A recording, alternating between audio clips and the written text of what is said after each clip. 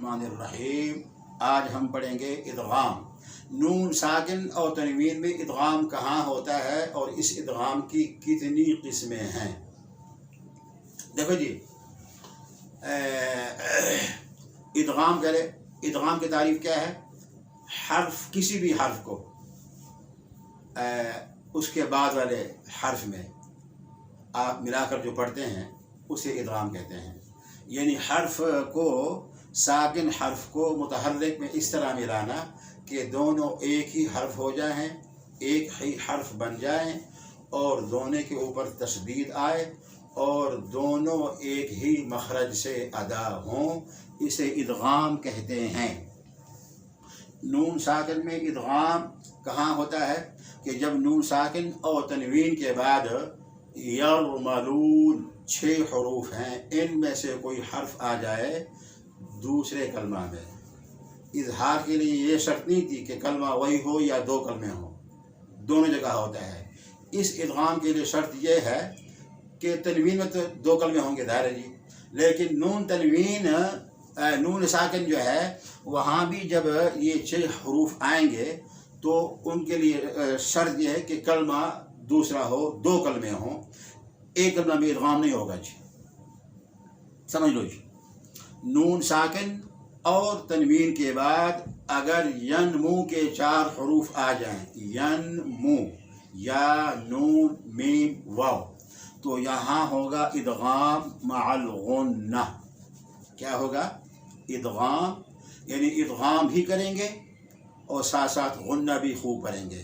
جیسے من یقول یومئذ واہیہ برق یجعلون وجوہ یومئذ ناعمہ۔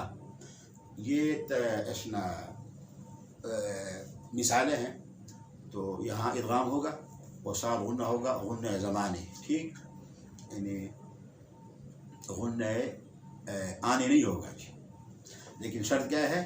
کلمے 2 ہوں، اور اس کو ادغام کہیں گے مع الغنہ، اور بعض لوگ اس کو ادغام ناقص بھی کہتے ہیں۔ ادغام کے باب میں یہ تفصیل سے آپ کو انشاءاللہ پھر بتایا جائے گا جی۔ اور لام را میں ادغام ہوتا ہے بلا غنہ، یعنی نون کو لام اور را کا جز بنائیں گے، اسے ادغام تام کہتے ہیں۔ ادغام ناقص کہتے ہیں اس ادغام کو جس میں مدغم کی کوئی صفت باقی ہو، مدغم کی آواز باقی ہو، اور ادغام تام کہتے ہیں اس کو کہ جس میں مدغم فی میں بالکل ذات اور صفات کے اعتبار سے مدغم ہو جائے، ضم ہو جائے۔ جیسے کہ من ربہم کو کیا پڑھتے ہیں ہم؟ من ربہم، اب یہ من ربہم ہے، من ربہم پڑھیں گے۔ ہدن للمتقین کو پڑھیں گے ہدن للمتقین۔ یہ ادغام تام جب ہوگا نون اور لام اور رام میں، یعنی ادغام بلا غنہ۔ یوں بھی کہو، ینمو کے ادغام کو ادغام مع الغنہ اور ادغام ناقص، اور لام را کی ادغام کو ادغام بلا غنہ اور ادغام تام بھی کہہ سکتے ہیں۔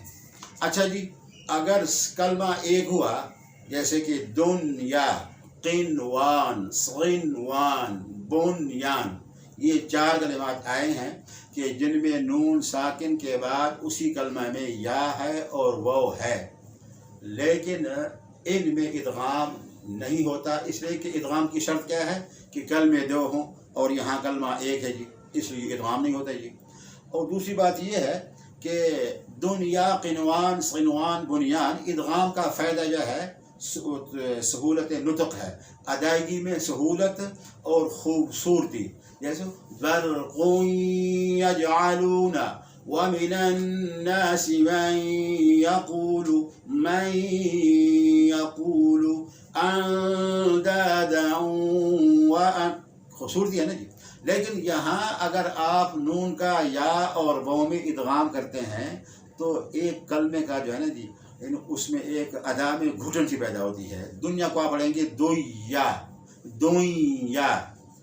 صنوان کو پڑھیں گے آپ صنوان، بنیان کو آپ پڑھیں گے بویان، قینوان کو آپ پڑھیں گے قینوان، تو یہ قینوان اور دنیا اس میں وہ خوبصورتی نہیں، باقی تو اصل تو تعلق ہے نا ادا نقل سے، کہ نقل میں ان چار کلمات میں جہاں بھی آ جائیں ادغام نہیں ہوتا، اس میں اظہار ہوتا ہے، اور اس کو کہتے ہیں اظہار مطلق، یعنی یہ کسی کے ساتھ مخصوص نہیں ہے، عام ادغام ہی اظہار مطلق۔